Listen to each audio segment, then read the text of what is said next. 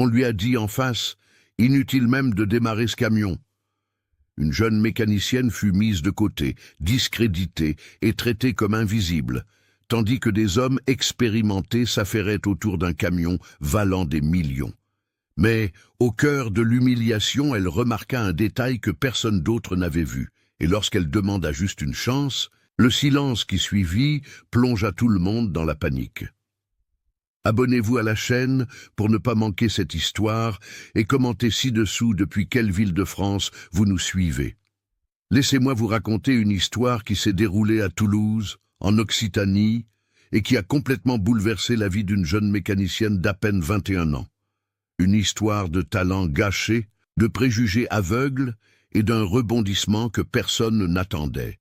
Léa Dubois n'avait jamais été comme les autres filles de son âge. Tandis que ses camarades de classe jouaient aux poupées et regardaient des dessins animés, elle passait ses après-midi à la bibliothèque municipale, où son père, M. Robert Dubois, travaillait comme bibliothécaire depuis plus de 20 ans. L'homme, veuf depuis que Léa n'avait que 3 ans, avait élevé sa fille seule avec le modeste salaire qu'il gagnait en organisant les livres et en aidant les lecteurs.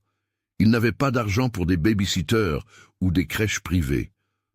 La solution fut donc d'emmener sa fille au travail dès l'âge de 7 ans. Et c'est là, parmi les étagères poussiéreuses d'une bibliothèque publique, qu'était né un talent absolument extraordinaire. Tandis que d'autres enfants demandaient des histoires de princesses et de héros, Léa se passionnait pour quelque chose de complètement différent, les manuels techniques automobiles. Elle prenait ces épais volumes, remplis de schémas électriques incompréhensibles pour les adultes, et passait des heures à feuilleter des pages remplies de plans, de chiffres et de spécifications techniques. Son père trouvait cela curieux, mais ne l'en a jamais empêché. Chacun a sa manière d'apprendre sur le monde, disait-il avec un sourire fatigué mais affectueux. Ce que personne ne savait, pas même Robert, c'est que la jeune fille ne faisait pas que regarder des images. Léa mémorisait. Chaque schéma, chaque spécification et chaque code de pièce était gravé dans son esprit comme une photographie permanente. À 9 ans, elle était capable de réciter par cœur le manuel technique complet du Mercedes-Benz LM13, un camion fabriqué dans les années 70 qui la fascinait par la complexité de son système électrique. À 12 ans, elle en savait plus sur les moteurs diesel que des mécaniciens avec des décennies d'expérience. Aujourd'hui, à 21 ans, Léa travaille au garage Martin et Fils, un établissement modeste spécialisé dans les poids lourds, situé dans le quartier de la Croix-Dorade à Toulouse. L'endroit sent éternellement la graisse, le gazole et le métal chaud. Les murs sont décorés de vieux calendriers de fabricants de pièces et le sol en béton est taché par des décennies de fluides automobiles répandus. Léa gagne 2200 € par mois en tant qu'auxiliaire technique. Un salaire qui couvre à peine le loyer de la petite chambre où elle vit avec son père retraité, qui lutte maintenant contre un diabète qui consomme une bonne partie de l'argent en médicaments. Elle est constamment sous-estimée, son apparence n'aide pas. Mince, petite, les cheveux attachés en une simple queue de cheval, portant des combinaisons usées données par les mécaniciens plus âgés, car elle n'avait pas d'argent pour acheter des uniformes à sa taille. Les clients demandent toujours à parler au vrai mécanicien quand ils la voient. Ses collègues la traitent comme une stagiaire permanente, même si elle a plus de connaissances techniques théoriques que tous réunis. Mais Léa tient bon. Elle a besoin de son emploi, elle a besoin de l'argent. Et au fond d'elle, tout au fond, elle croit qu'un jour elle aura la chance de montrer ce qu'elle sait vraiment. De l'autre côté de la ville, dans un bureau élégant du centre de Toulouse, Auguste Fournier affronte le pire cauchemar de sa vie. À 48 ans, Auguste est la 3e génération de la famille Fournier à diriger les transports Fournier, une entreprise fondée par son grand-père en 1954 qui fut jadis la fierté de la logistique occitane. Il a grandi en écoutant des histoires sur la façon dont son grand-père avait commencé avec un seul camion Ford, 1946, effectuant des livraisons de porte à porte, bâtissant la réputation de l'entreprise avec sueur et honnêteté. Son père avait développé l'entreprise dans les années 80 et 90, et Auguste avait hérité d'une flotte respectable de 15 véhicules lorsqu'il en avait pris la direction il y a 10 ans. Mais ces derniers mois, tout s'est écroulé. Le contrat qui maintenait l'entreprise en activité, un accord millionnaire avec le gouvernement régional pour le transport spécialisé d'équipements hospitaliers, dépend d'un seul véhicule, le Mercedes-Benz L113, fabriqué en 1969, une relique maintenue en parfait état pendant 4 décennies. Ce camion spécifique possède des certifications et des adaptations uniques pour le transport d'appareils médicaux délicats et le remplacer coûterait plus de 800 000 €, qu'Auguste n'a tout simplement pas.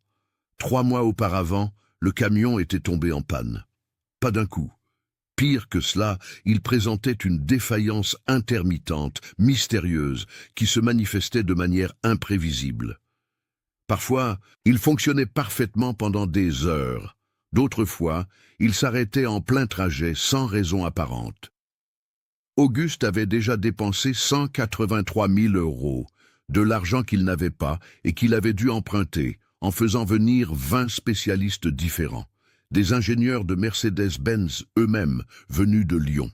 Des techniciens à la retraite, avec 50 ans d'expérience, avaient examiné chaque centimètre du véhicule. Auguste avait même fait venir, dans un acte de désespoir, un expert allemand qui avait facturé 40 000 € pour la consultation. Personne n'avait réussi à identifier le problème. Et tandis que le camion restait immobilisé, les contrats étaient annulés. Les employés licenciés et l'entreprise qui avait survécu à 3 générations étaient à quelques semaines de fermer définitivement ses portes. Auguste ne dormait plus depuis des jours. Il avait perdu 12 kilos. Son épouse l'observait avec inquiétude, ne sachant que dire. Il passait les nuits au bureau, regardant la photo de son grand-père accrochée au mur, sentant qu'il trahissait toute une histoire familiale. C'est alors qu'un ancien fournisseur de pièces mentionna le garage Martin et Fils. « J'ai entendu dire qu'ils étaient bons avec les vieux camions, » dit l'homme. Auguste, à court d'options, décida de tenter sa chance. Au matin d'un mercredi pluvieux d'octobre, le Mercedes-Benz LEX13 arriva au garage Martin et Fils sur une dépanneuse. Léa range les outils dans l'entrepôt lorsqu'elle entend le bruit du camion en train d'être déchargé. Elle sort pour voir ce qui se passe et son cœur s'emballe lorsqu'elle reconnaît le modèle. Un L13 de 1979, murmura-t-elle, les yeux brillants. Mercedes d'origine française. Elle s'approche lentement, presque en transe. Elle connaît ce camion. Elle a lu le manuel technique complet à 9 ans. Elle connaît chaque système, chaque spécification, chaque particularité de fabrication. « Hé, Léa !» La voix rude de Marc Lefebvre, le chef technique de l'atelier, coupe l'air.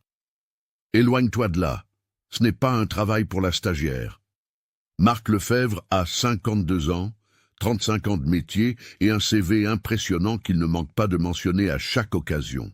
Ancien employé de concession de luxe à Lyon, il était revenu à Toulouse, il y a 5 ans, et avait pris la direction technique de l'atelier avec un salaire 3 fois supérieur à celui de tout autre mécanicien. Il est respecté, craint et absolument convaincu de sa propre supériorité. Et il ne perdait jamais une occasion de rabaisser Léa. « Mais Marc, je connais ce modèle. » Léa essaie d'argumenter, la voix hésitante. « J'ai étudié le manuel technique et vous l'avez étudié. » Marc rit avec dédain et les 3 autres mécaniciens présents rient avec lui. « Étudier où, gamine? À l'école des blagues? C'est un cas sérieux, 20 spécialistes l'ont déjà examiné. Tu sais à peine faire une vidange correctement. » Léa sent ses joues rougir, mais ne répond pas. Elle baisse la tête et retourne à l'entrepôt. Le cœur serré de frustration. Auguste Fournier arrive 20 minutes plus tard, au volant d'une BMW X5 noire, qui contraste violemment avec l'environnement simple de l'atelier. Il descend de la voiture avec des gestes fatigués, vêtu d'un costume gris coûteux, mais froissé, la barbe de quelques jours, trahissant des nuits blanches.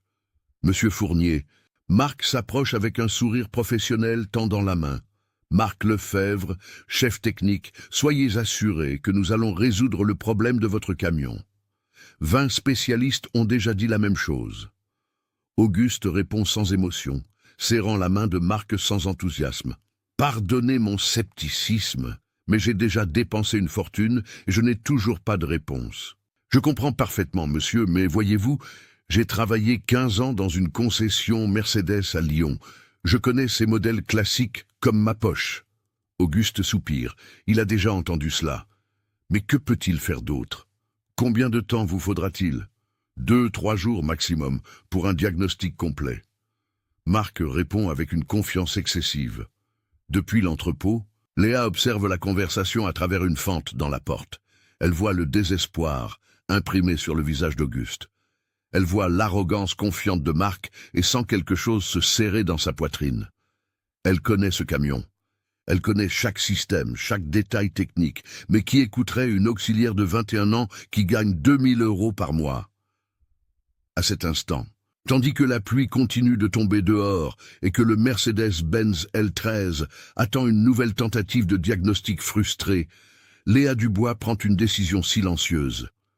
Elle va tout observer, elle va prêter attention à chaque détail, elle va attendre sa chance, car elle sait quelque chose que personne là-bas n'imagine. La réponse à ce mystère est gardée dans sa mémoire depuis qu'elle avait 9 ans.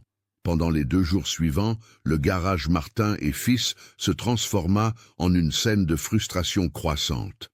Marc Lefebvre et son équipe de 3 mécaniciens expérimentés travaillèrent sur le Mercedes-Benz LH13 comme s'ils étaient en mission de sauvetage. Vous devez comprendre, mes chers, que Marc n'était pas un homme mauvais par nature, il était simplement profondément marqué par une vie entière, passé à croire que l'expérience pratique valait plus que toute autre forme de connaissance. Il avait grandi à une époque où les femmes n'existaient tout simplement pas dans les garages, et cette vision du monde était aussi enracinée en lui que la graisse sous ses ongles. Le premier jour, ils démontèrent le système électrique complet, testèrent chaque fusible, chaque relais, chaque connexion, mesurèrent la tension, l'ampérage, la résistance, utilisèrent des équipements de diagnostic modernes qui avaient coûté plus de 50 000 €. Ils ne trouvèrent absolument rien d'anormal. Léa observait tout de loin, organisant les outils, nettoyant les établis, faisant le travail invisible que personne ne reconnaît, mais qui maintient un atelier en marche. Et pendant qu'elle travaillait, elle écoutait, prêtait attention à chaque test qu'ils effectuaient, à chaque hypothèse qu'ils formulaient, à chaque conclusion erronée qu'ils tiraient. Ce doit être l'alternateur, disait Robert, le mécanicien le plus âgé de l'équipe. Un homme de 61 ans, aux mains calleuses et au dos courbé par des décennies passées sous les véhicules. Ils ont déjà changé l'alternateur 3 fois? Marc répondait avec irritation. Avez-vous lu l'historique d'entretien fourni par le client? Alors c'est la pompe à injection. Ces vieux modèles ont toujours des problèmes de pompe.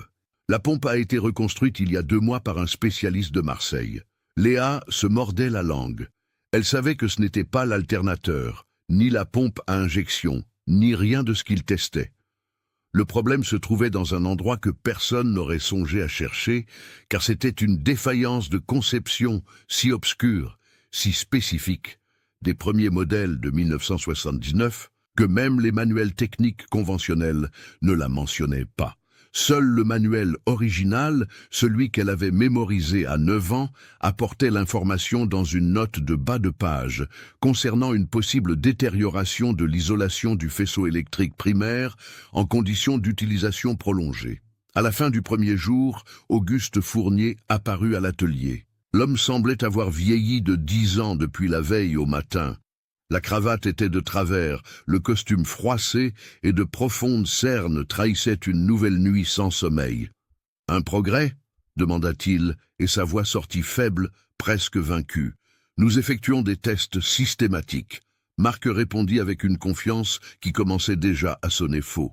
« Demain, nous allons vérifier le système de refroidissement et l'injection électronique. Ce modèle n'a pas d'injection électronique. » Auguste dit avec lassitude. Il est purement mécanique. Je l'ai déjà expliqué aux 19 autres spécialistes. Marc déglutit, gêné. Bien sûr, c'était un lapsus de ma part. Ce que je voulais dire, c'est que nous allons vérifier le système de carburant complet. Auguste se contenta d'acquiescer et sortit, les épaules courbées, sous le poids d'un fardeau invisible.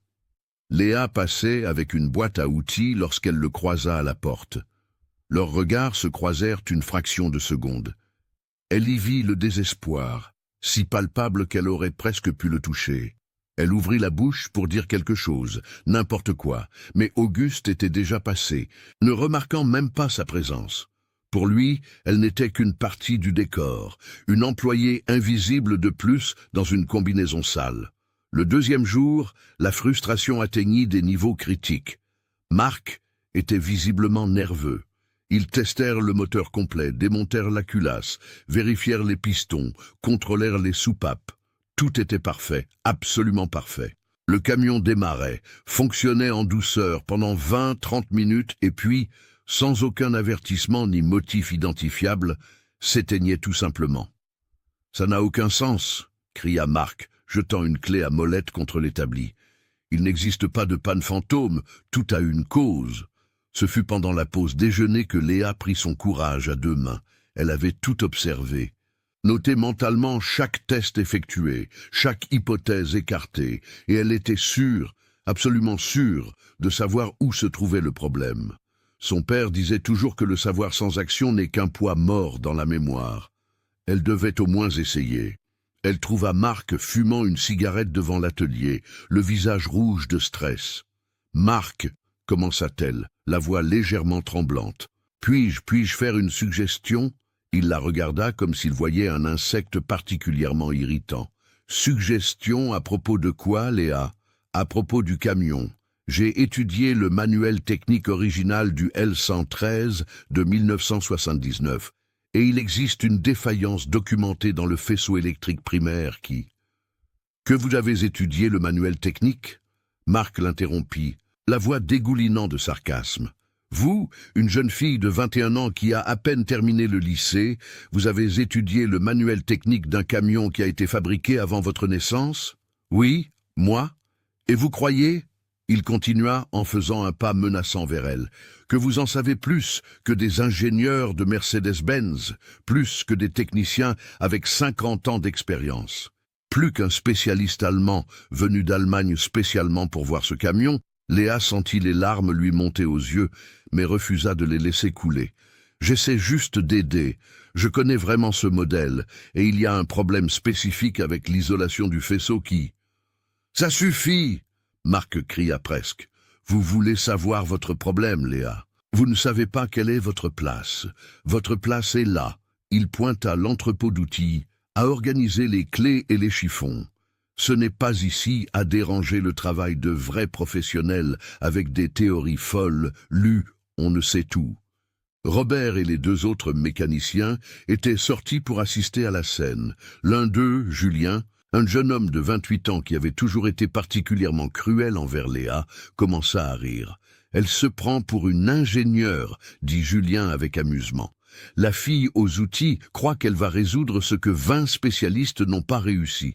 Peut-être qu'elle a raison, se moqua Robert, le plus âgé. Après tout, elle lit des manuels techniques pendant son temps libre. Ce doit être un génie. » Les rires résonnèrent dans la cour de l'atelier. Léa sentit son visage brûler d'humiliation, mais quelque chose en elle refusait d'abandonner. « Le problème est entre le moteur et la cabine », insista-t-elle. La voix plus ferme maintenant, nourrie par l'indignation. Dans le faisceau original de 1979, l'isolation se détériore en un point précis et provoque un court-circuit intermittent qui ne se produit qu'avec le véhicule en mouvement et à une certaine température. C'est pourquoi aucun test statique ne peut l'identifier. Le silence qui suivit fut différent. Ce n'était pas un silence d'attention, mais d'incrédulité absolue. Marc fit 2 pas vers elle, et il y avait quelque chose de dangereux dans ses yeux. « Vous me défiez? Vous suggérez que je ne sais pas faire mon travail? » « Non, je juste. Parce que si c'est le cas, je peux régler ça tout de suite. Je connais 10 filles qui adoreraient avoir votre emploi. Des filles qui savent rester à leur place et ne dérangent pas les professionnels qui essaient de travailler. » Léa sentit le sol s'effondrer sous elle. Elle avait besoin de cet emploi.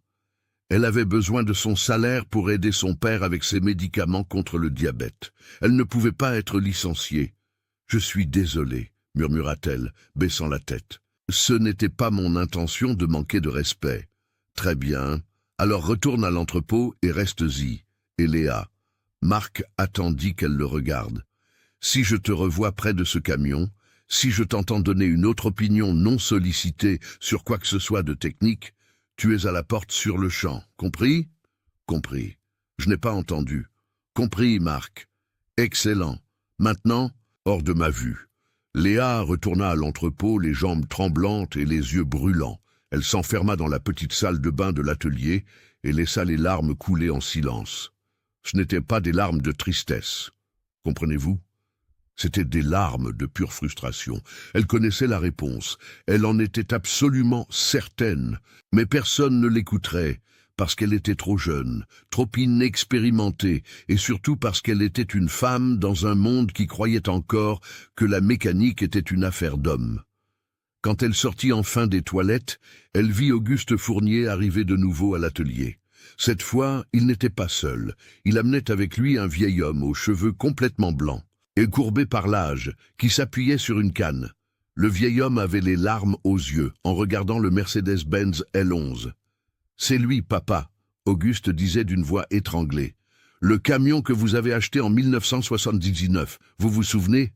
Vous disiez que c'était l'avenir de l'entreprise. » Le vieil homme devait être le père d'Auguste, le deuxième dans la ligne de succession des transports Fournier.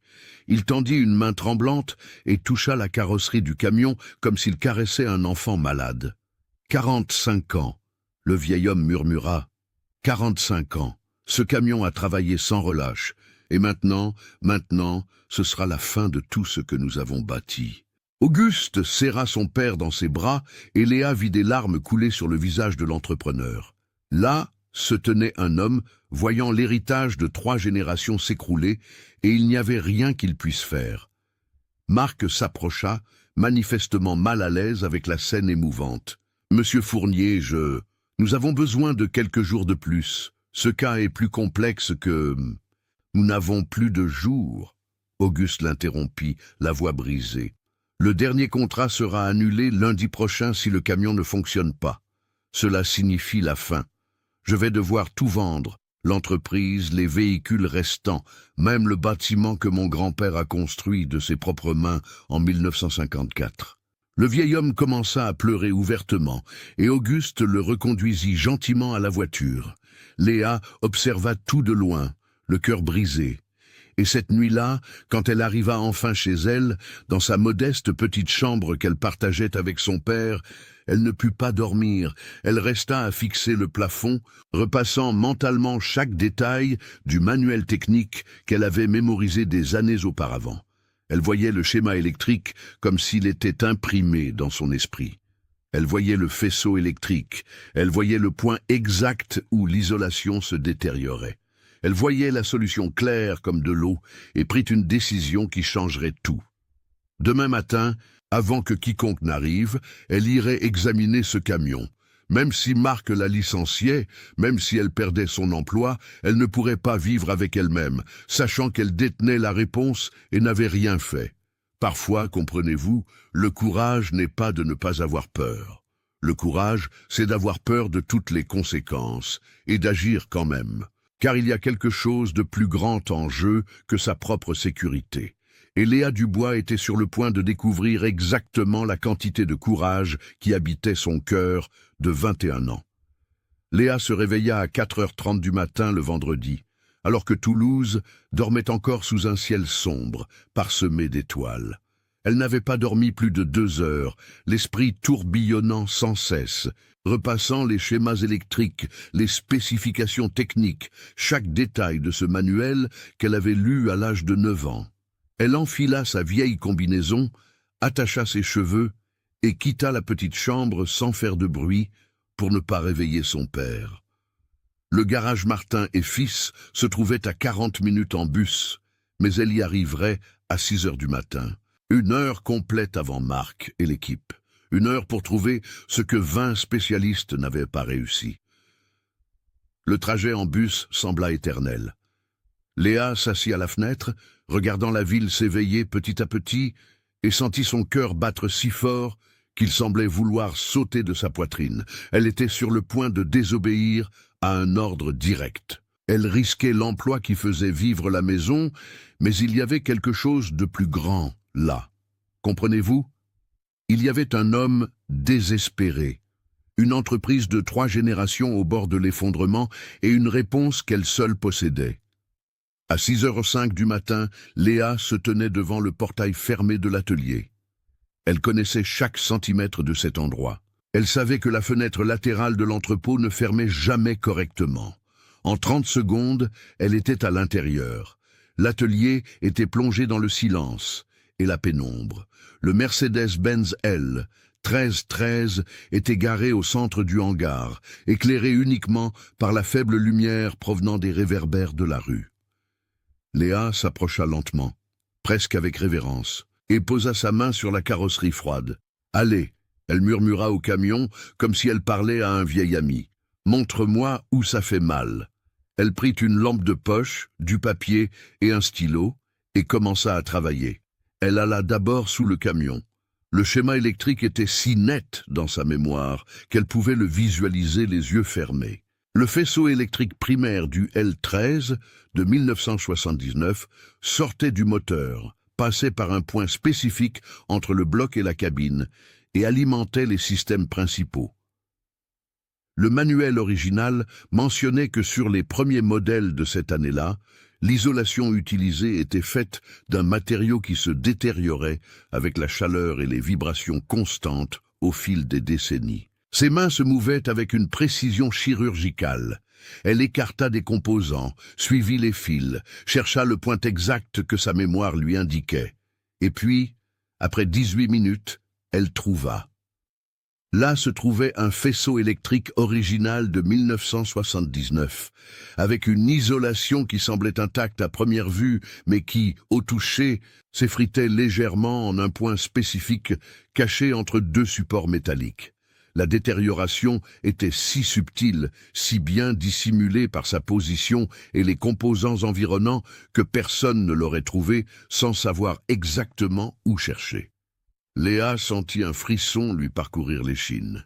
« Ici, murmura-t-elle, la voix tremblante d'émotion. « C'est bien ici. » Elle prit le papier et commença à dessiner. Elle dessina le schéma électrique de mémoire, marqua le point exact de la défaillance, nota les spécifications techniques. Ses mains tremblaient d'excitation, mais les dessins étaient parfaits, précis, professionnels. Elle était si concentrée qu'elle n'entendit pas la porte de l'atelier s'ouvrir. « Qu'est-ce que diable faites-vous là ?» La voix de Marc Lefebvre explosa dans le hangar comme un coup de tonnerre. Léa se cogna la tête contre le châssis du camion, effrayée, et roula hors dessous le véhicule, le papier toujours à la main. Marc se tenait à la porte, le visage rouge de fureur absolue. Derrière lui, Robert et Julien venaient d'arriver et observaient la scène avec surprise. « Je vous avais prévenu. » Marc avança vers elle à pas lourds. « Je vous avais donné un ordre clair. Je vous ai dit de ne pas vous approcher de ce camion. Marc, attendez, j'ai trouvé. Vous êtes viré, sortez de sous ce camion tout de suite. Mais j'ai trouvé le problème. » Léa cria en retour, la voix sortant plus forte qu'elle ne l'avait voulu. « Il est là. Je sais où il est. » Marc ricana. Un son cruel et dédaigneux. « Vous savez ? Bien sûr. » La fille aux outils a résolu en 20 minutes ce que 20 spécialistes n'ont pas réussi en 3 mois.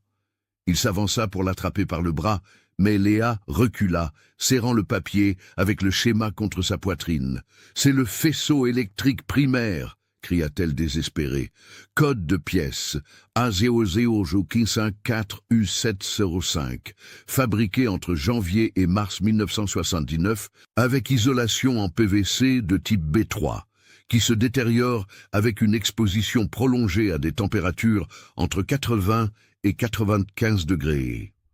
Le point de défaillance se situe exactement à 47 cm après la sortie du bloc moteur, entre les supports de montage secondaires.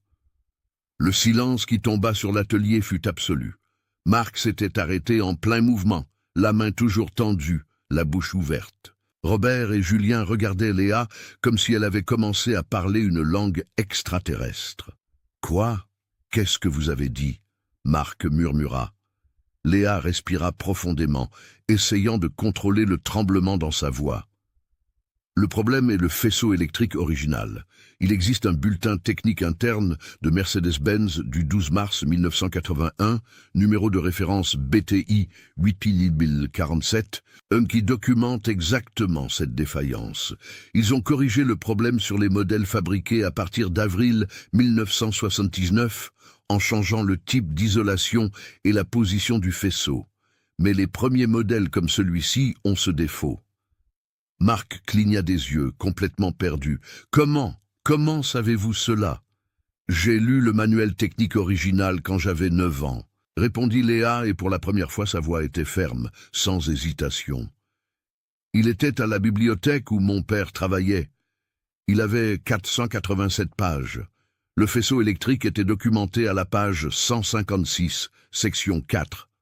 3, sous-section B. Le bulletin technique de 1981 était mentionné dans une note de bas de page à la page 159. Robert fit un pas en avant, incrédule. « Vous êtes en train de dire que vous avez mémorisé un manuel technique entier à 9 ans ?»« Non, pas seulement celui-là, » répondit Léa. Et maintenant, il y avait quelque chose de nouveau dans sa voix, de la confiance. « J'en ai mémorisé des dizaines. Mercedes, Scania, Volvo, Ford. C'est comme ça que mon cerveau fonctionne. Je vois et je n'oublie pas. » Ce fut à ce moment qu'Auguste Fournier entra dans l'atelier. Il était venu vérifier s'il y avait eu des progrès, même s'il savait qu'il n'y en aurait probablement pas. Il était préparé à une nouvelle déception, à une autre journée perdue, à un autre pas vers la faillite totale. Mais la scène qu'il découvrit le laissa perplexe. Marc Lefebvre, figé comme une statue, deux mécaniciens fixant une jeune femme mince en combinaison sale qui tenait un papier avec des dessins techniques. « Que se passe-t-il ici ?» demanda Auguste.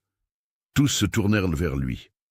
Léa le vit et sentit son cœur s'emballer. C'était le moment, maintenant ou jamais. « Monsieur Fournier, » dit-elle en faisant un pas en avant, « je m'appelle Léa Dubois.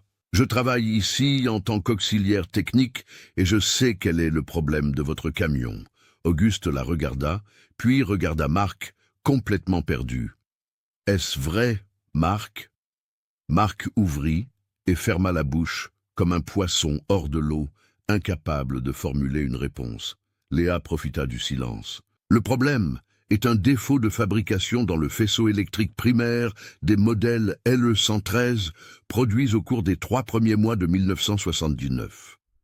L'isolation se détériore en un point spécifique et provoque un court-circuit intermittent qui ne se manifeste que lorsque le véhicule est en mouvement et que le moteur atteint une certaine température. C'est pourquoi personne n'a pu l'identifier lors des tests statiques. » Elle tendit le papier à Auguste, les mains ne tremblant plus. « J'ai dessiné le schéma électrique et j'ai marqué le point exact de la défaillance. Tout est là. » Auguste prit le papier et regarda le dessin. Ses yeux s'écarquillèrent. Le schéma était parfait, professionnel, détaillé jusqu'à la dernière connexion. « Comment avez-vous appris cela? Où ?»« Je lis des manuels techniques depuis l'âge de 7 ans. » répondit simplement Léa. « J'ai une mémoire photographique pour les schémas et les spécifications. J'ai lu le manuel original de ce modèle en 2012, quand j'avais 9 ans. Tout est là. » Elle toucha sa propre tête, gravé. Auguste regarda Marc. « Est-ce possible? Ce qu'elle dit a-t-il un sens ?» Marc, pâle comme un linge, réagit enfin, prit une lampe de poche et alla sous le camion, suivant les instructions exactes que Léa avait données. 2 minutes plus tard, sa voix sortit étouffée. « Mon Dieu, elle a raison, c'est exactement là où elle a dit. » Le silence qui suivit fut assourdissant. Auguste regarda Léa comme s'il voyait un fantôme. Puis il regarda de nouveau le papier, les dessins techniques parfaits, les annotations précises. « Vous êtes absolument certaine que c'est ça ?»« Absolument, » répondit Léa sans hésiter. La solution est de remplacer tout le faisceau primaire par un modèle ultérieur fabriqué après avril 1979. La pièce coûte entre 1 000 et 2 000 euros, selon le fournisseur. L'installation prend environ 6 heures si elle est effectuée correctement. Auguste continua à la regarder et alors, pour la première fois en 3 mois, quelque chose se produisit. Il sourit. Ce n'était pas un grand sourire, c'était un petit sourire, fatigué, mais sincère. 20 spécialistes, dit-il, la voix étranglée. 183 000 euros. 3 mois de désespoir et la réponse était là tout le temps. Il regarda Marc et le chef technique eut la décence de paraître complètement honteux. Depuis combien de temps travaille-t-elle ici? 3 ans, répondit Marc à voix basse. Et pendant 3 ans, personne n'a remarqué qu'elle avait ses connaissances? Silence. Personne n'a trouvé étrange une jeune femme qui mémorise des manuels techniques entiers? Plus de silence. Auguste secoua la tête, incrédule, puis reporta son attention sur Léa. « Quel âge avez-vous » ? « 21 ans, monsieur. »« 21 ans, répéta-t-il. Et où avez-vous appris tout cela » Léa raconta son histoire. Elle parla de son père bibliothécaire, des après-midi passés à lire des manuels techniques pendant que d'autres enfants jouaient, de la mémoire photographique qu'elle avait découverte par hasard, des années d'études solitaires des systèmes automobiles. Et Auguste Fournier, un homme qui avait vu sa vie s'effondrer, qui avait pleuré dans les bras de son père en voyant l'héritage familial disparaître, écouta chaque mot avec une attention absolue. Quand elle eut terminé, il tendit la main. « Merci », dit-il, et il y avait des larmes dans ses yeux. « Vous venez de me sauver la vie. » Léa lui serra la main, et ce fut seulement à ce moment qu'elle permit aux larmes de tomber enfin. C'étaient des larmes de soulagement, de revendication, de justice enfin rendue. Marc Lefebvre, observant tout, sentit quelque chose se briser en lui. Honte, une honte pure et dévastatrice de ce qu'il avait fait, de ce qu'il avait dit, de la façon dont il avait traité une jeune femme au talent extraordinaire, simplement parce qu'elle ne correspondait pas à ses attentes pleines de préjugés. Et à ce moment-là, au garage Martin et Fils à Toulouse, quelque chose de fondamental changea à jamais. Vous devez comprendre une chose, mes chers, il y a des moments dans la vie qui changent tout. Des moments où le monde qui existait une seconde auparavant cesse tout simplement d'exister et un nouveau monde naît à sa place. Là, dans cet atelier de Toulouse, ce vendredi matin-là, tous les présents vivaient exactement l'un de ces moments. Marc Lefebvre fut le premier à bouger. Il sortit de dessous le camion lentement, comme s'il avait vieilli de 10 ans au cours des dernières minutes. Ses mains, toujours si fermes et confiantes en tenant les outils, tremblaient visiblement. L'homme avait 52 ans, 35 ans de métier, un CV qu'il avait toujours brandi comme un bouclier contre toute remise en question, et une jeune femme de 21 ans, qu'il avait traitée comme moins que rien, venait de prouver que tout son orgueil ne valait absolument rien face à la véritable connaissance. Il resta immobile un long moment, regardant Léa. La jeune femme tenait toujours le papier, avec le schéma, des larmes coulant silencieusement sur son visage, mais il y avait quelque chose de différent dans sa posture maintenant. Elle n'était plus courbée, recroquevillée, essayant de se rendre invisible. Elle était droite, ferme, occupant son espace. « Léa !» commença Marc, et sa voix sortit rauque, brisée. Il s'éclaircit la gorge et tenta de nouveau. « Léa, je dois vous demander pardon. » Le silence dans l'atelier était si profond qu'on pouvait entendre le bourdonnement lointain des voitures sur l'avenue.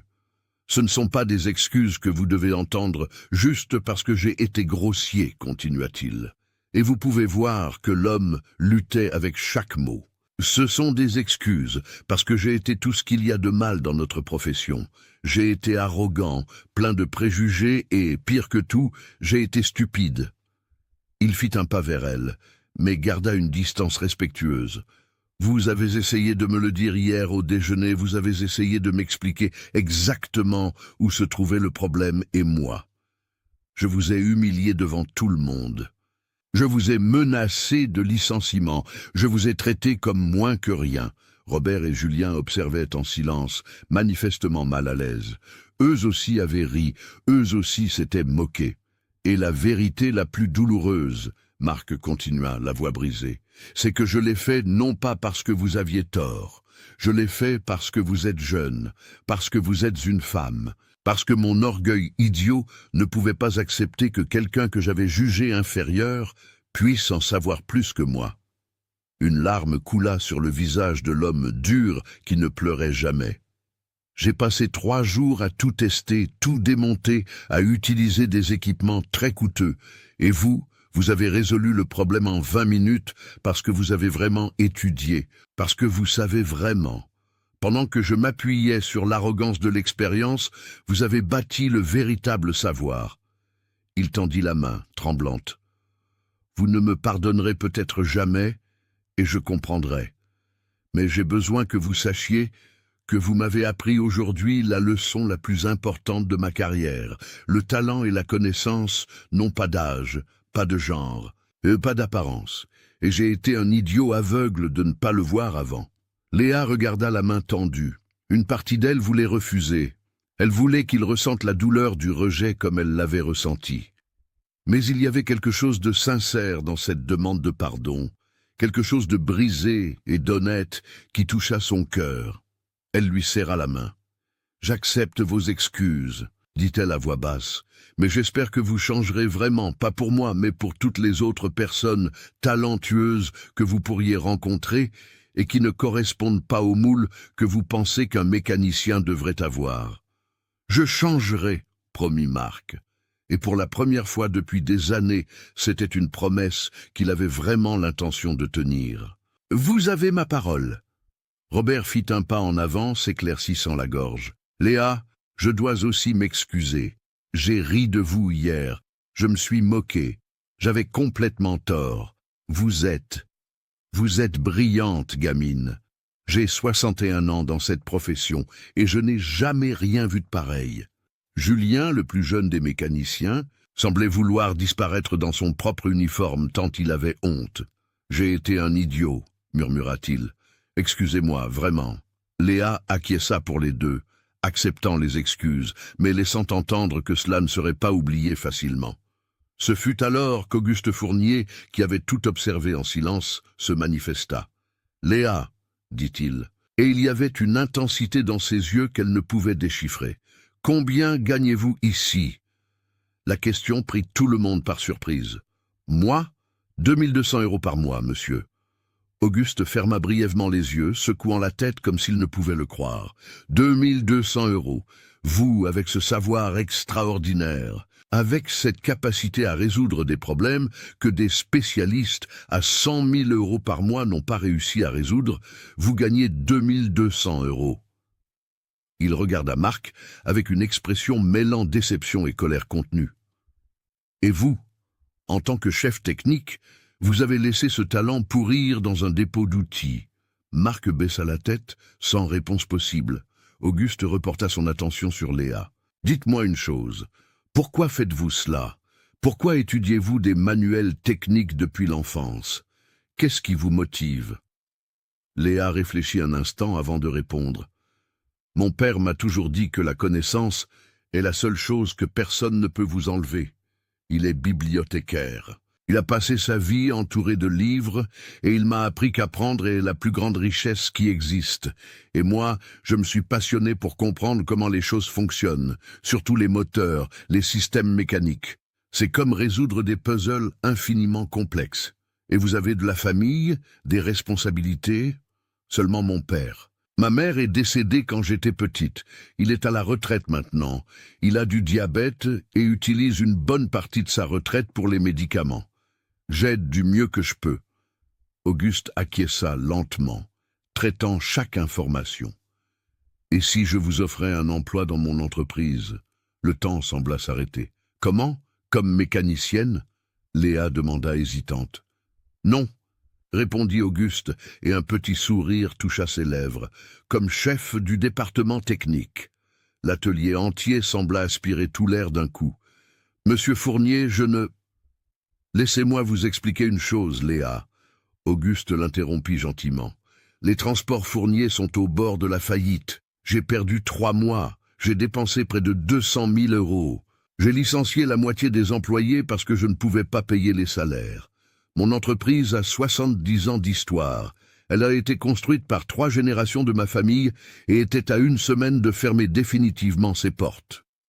Il pointa le Mercedes-Benz LP 113. Ce camion est la clé d'un contrat millionnaire. Sans lui en état de marche, je perdais tout.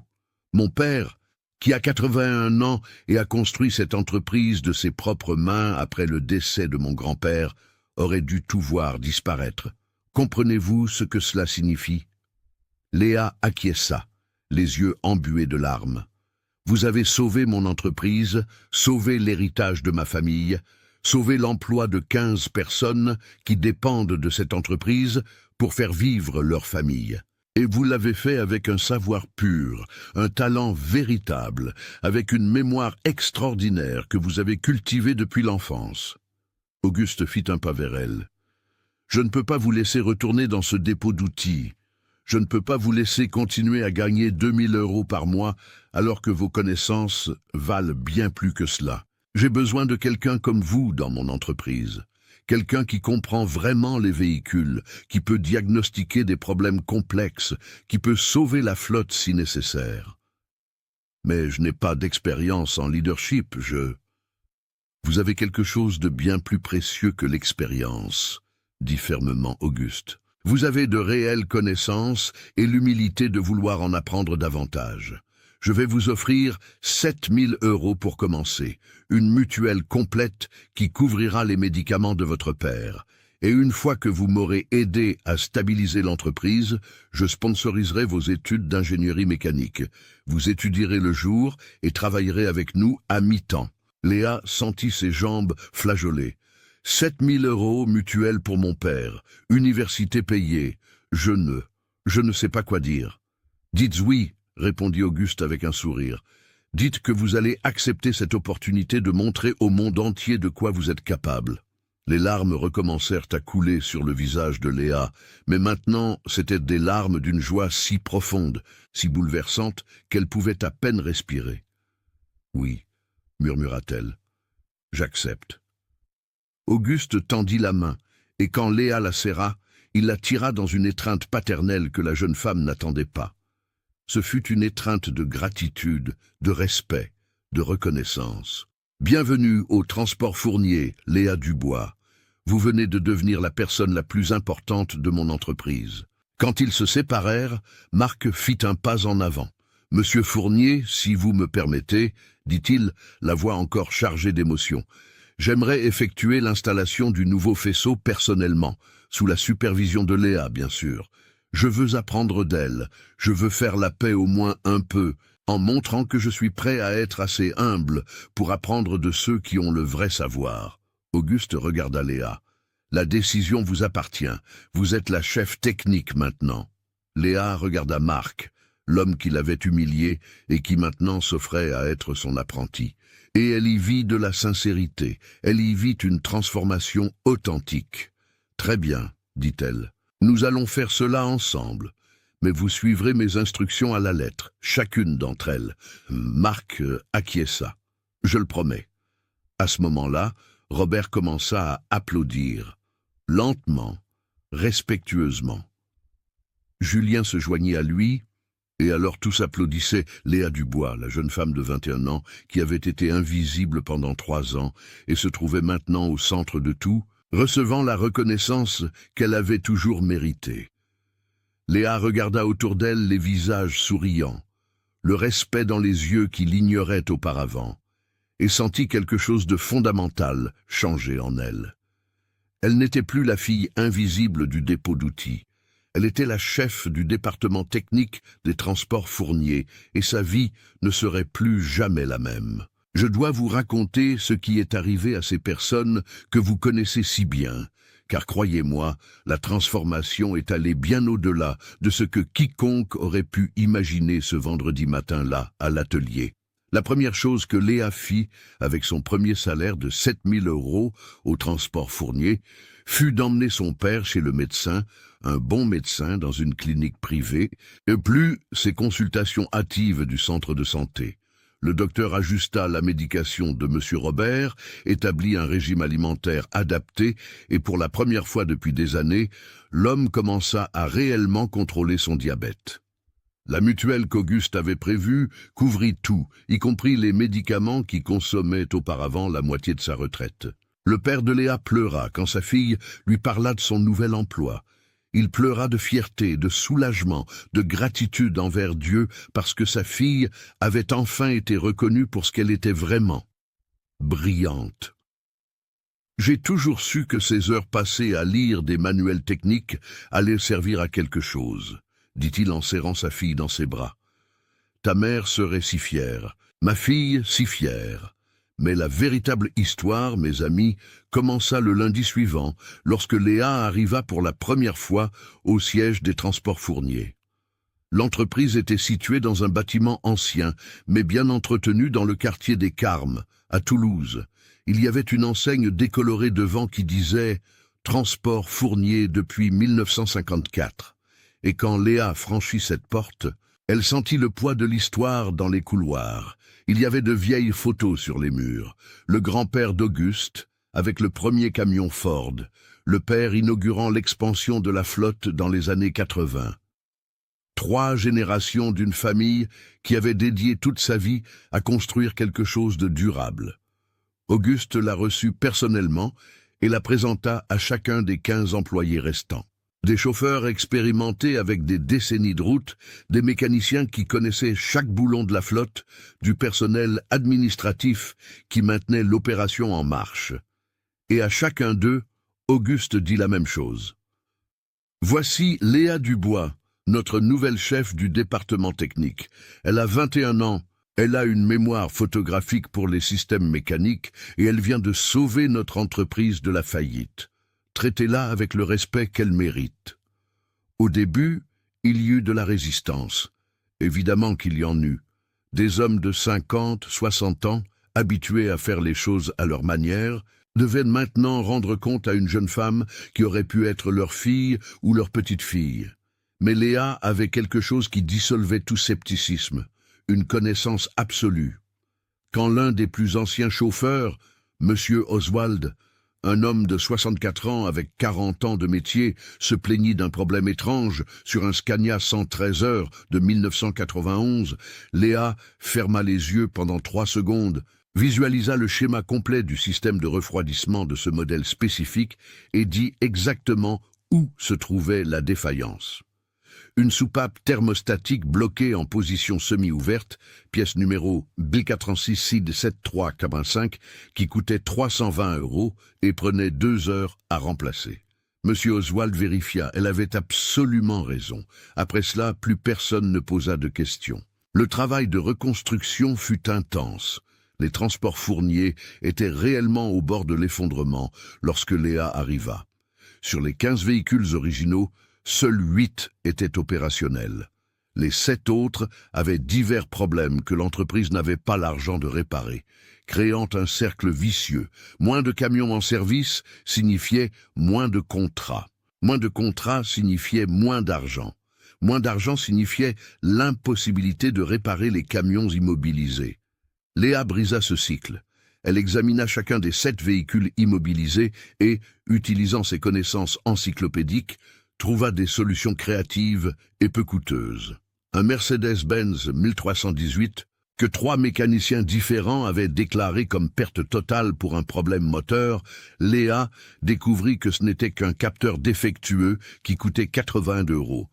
Un Volkswagen 17, 210, immobilisé depuis 8 mois, elle identifia un court-circuit dans le système électrique à un endroit que personne n'avait pensé à vérifier. Réparation de 200 €. En 3 mois, les 15 véhicules roulaient de nouveau. Avec la flotte entièrement opérationnelle, Auguste réussit à récupérer d'anciens contrats et à en négocier de nouveaux. Le chiffre d'affaires commença à monter lentement au début, puis plus rapidement. En 6 mois, l'entreprise était stable. En 1 an, elle était en croissance. Et Léa était au centre de tout cela, non seulement comme chef technique, mais comme la personne qui avait complètement transformé la façon dont l'entreprise gérait la maintenance. Elle mit en place un système de maintenance préventive basé sur la connaissance approfondie qu'elle avait de chaque modèle de la flotte. Elle créa des tableaux détaillés avec les spécifications techniques, les délais de remplacement des pièces, les points critiques de chaque véhicule. Le taux de panne de la flotte chuta de 87% la première année. Les chauffeurs commencèrent à l'appeler affectueusement la professeure. Quand ils avaient des doutes techniques, quand ils remarquaient quelque chose d'étrange dans les véhicules, ils venaient la voir. Et Léa avait toujours la réponse. Elle savait toujours exactement ce qui se passait. Mais la plus belle histoire, vous allez voir, fut ce qui arriva à Marc Lefebvre. L'homme tint sa promesse de changement. Après ce jour à l'atelier, après avoir installé le faisceau électrique sur le Mercedes-Benz LE Inan X3, sous la supervision de Léa, et avoir vu le camion fonctionner parfaitement pour la première fois en 3 mois, quelque chose de fondamental se brisa en lui, ou plutôt, quelque chose se reconstruisit. Marc commença à remettre en question tout ce qu'il avait toujours cru sur la profession. Il commença à réaliser combien de fois, au cours de ses 35 ans de carrière, il avait ignoré des voix qui méritaient d'être entendues simplement parce qu'elles venaient de personnes qui ne correspondaient pas à ses attentes pleines de préjugés. Il chercha Léa 2 semaines après l'incident. « Puis-je vous faire une demande ?» demanda-t-il, humble d'une manière qu'il n'avait jamais été auparavant. « Oui ?» Léa répondit, prudente. « Je veux apprendre de vous. Je veux que vous m'enseigniez comment vous pensez, comment vous diagnostiquez les problèmes, comment vous avez mémorisé tout cela. Je ne vous demande pas d'être mon ami ou d'oublier ce que j'ai fait. Je veux juste être un meilleur professionnel, et vous pouvez m'enseigner des choses que je n'apprendrai jamais seul. » Léa étudia son visage un long moment. Elle y vit de la sincérité. Elle y vit une humilité authentique. « Très bien. Mais il y a une condition, n'importe laquelle. Vous commencerez à traiter tous les auxiliaires de l'atelier, surtout les femmes s'il en apparaît une, avec le même respect que vous voulez que je vous traite. Vous cesserez de juger la capacité par l'âge ou le genre. Vous donnerez des chances aux gens de prouver leur valeur. Je le promets, dit Marc. Et cette fois, c'était une promesse qu'il savait devoir tenir. Et il la tint. Marc Lefebvre, à 52 ans, devint l'un des plus grands défenseurs des jeunes talents dans le secteur automobile de Toulouse. Quand le garage Martin et Fils embaucha une jeune mécanicienne de 19 ans 6 mois plus tard, ce fut Marc qui la forma personnellement, qui s'assura qu'elle ait toutes les opportunités de montrer ses capacités. Il devint aussi l'un des plus grands alliés de Léa. Quand elle avait besoin d'aide pratique pour un aspect de la maintenance qui relevait plus de l'expérience terrain que de la connaissance théorique, c'était Marc qu'elle appelait. Ils développèrent un partenariat improbable, mais profondément efficace. Ses connaissances encyclopédiques combinées à son expérience pratique. Auguste observa tout cela se produire et sentit quelque chose qu'il n'avait pas ressenti depuis des années, l'espoir. L'entreprise recommença à croître, non seulement à survivre, mais à prospérer. De nouveaux contrats arrivaient. La réputation des transports fourniers se répandit, et une grande partie de cela était due à la renommée que Léa était en train de bâtir dans le secteur automobile occitan. La jeune prodige qui avait sauvé les transports fourniers, c'est ainsi qu'on l'appelait. Des entrepreneurs logistiques de toute l'Occitanie commencèrent à chercher Auguste, demandant des conseils techniques et voulant toujours parler à la jeune femme qui résolvait l'impossible. 6 mois après avoir embauché Léa, Auguste tint sa promesse. Il paya son inscription au cursus d'ingénierie mécanique à l'université de Toulouse. Léa commença à étudier le matin et à travailler l'après-midi, un rythme épuisant, mais qu'elle embrassa avec toute la passion qu'elle avait. Et vous savez ce qui se passa à l'université? Les professeurs furent absolument impressionnés. Là se trouvait une étudiante de 22 ans qui connaissait déjà des systèmes mécaniques complexes mieux que de nombreux ingénieurs diplômés, qui réussissait à visualiser des diagrammes tridimensionnels dans son esprit, qui comprenaient la physique appliquée de manière intuitive, car elle avait vu ces concepts fonctionner en pratique des milliers de fois. En moins d'un semestre, les professeurs demandaient à Léa de donner des conférences sur le diagnostic automobile pratique.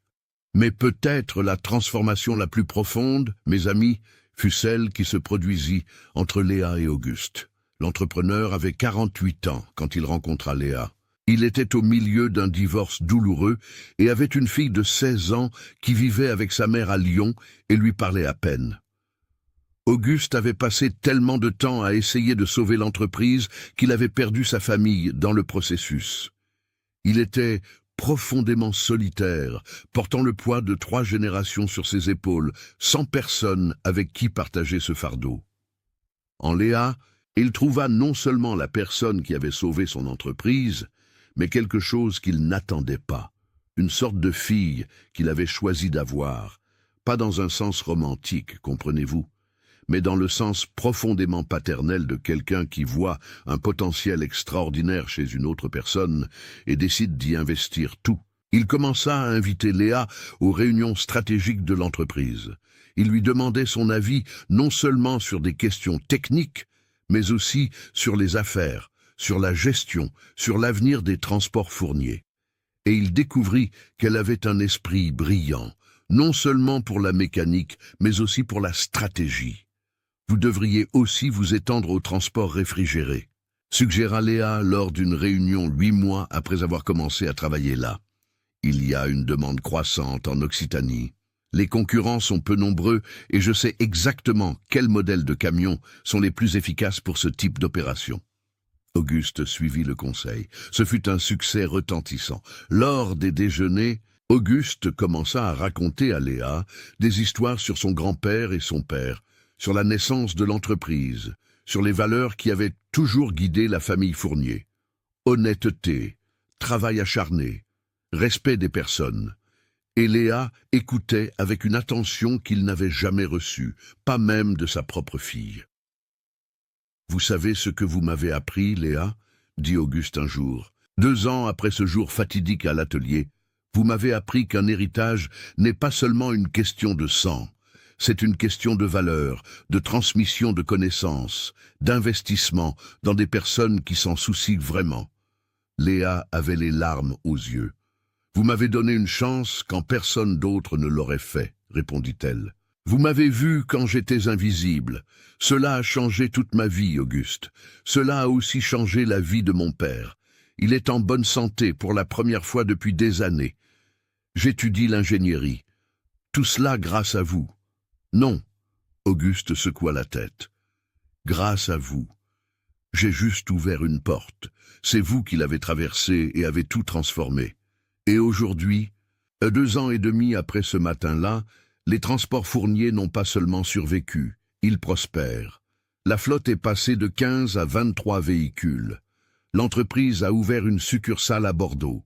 Le chiffre d'affaires a triplé, et au centre de tout cela se trouve Léa Dubois, maintenant âgée de 23 ans, en 5e semestre d'ingénierie mécanique avec des notes exceptionnelles, gagnant 12 000 € par mois en tant que chef du département technique et étant reconnue comme l'une des professionnelles les plus brillantes du secteur automobile occitan. Elle a également lancé un projet social qui a rempli son cœur de sens. Chaque samedi matin, elle donne des cours gratuits de mécanique de base à des jeunes de quartiers défavorisés, avec un accent particulier sur l'encouragement des filles à entrer dans ce domaine. Elle a déjà formé 3 promotions et 2 de ses élèves ont trouvé un emploi dans des ateliers de la région.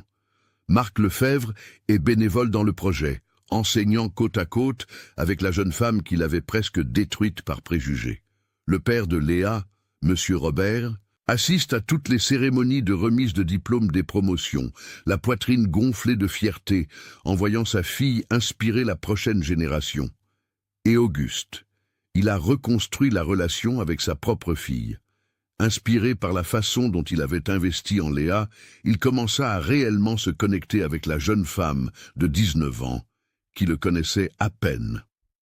Aujourd'hui, ils se parlent toutes les semaines, et la jeune femme prévoit de déménager à Toulouse l'année prochaine pour mieux connaître son père et, qui sait, travailler dans l'entreprise familiale. « C'est vous qui m'avez appris à voir les gens vraiment », dit Auguste à Léa.